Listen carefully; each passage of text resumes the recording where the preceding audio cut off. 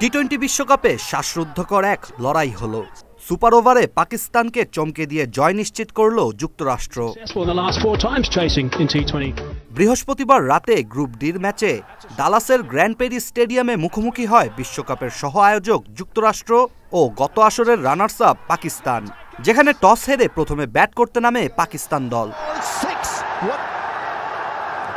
প্রথম ইনিংসেই অঘটন ঘটানোর ইঙ্গিত দিচ্ছিল যুক্তরাষ্ট্র। ২৬ রানে ৩ উইকেট হারানো পাকিস্তানকে স্বাচ্ছন্দ্যে এগোতেই দেয়নি যুক্তরাষ্ট্রের বোলাররা। পাকিস্তান দলের অধিনায়ক বাবর ৪৩ বলে ৪৪ রান করে দলের হয়ে সবচেয়ে বেশি রান তুলেন। সবশেষ ৭ উইকেটে ১৫৯ রান সংগ্রহ করে Pakistan.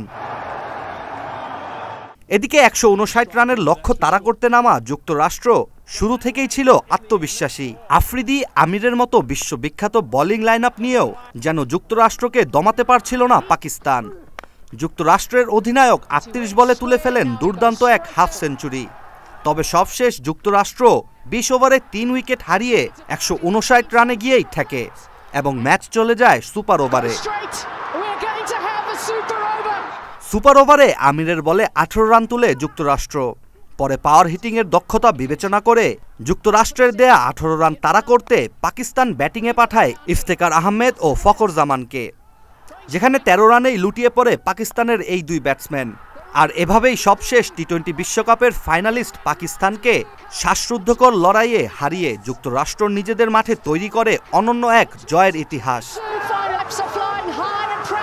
Ishtiaq Hossain, channel S, sports desk.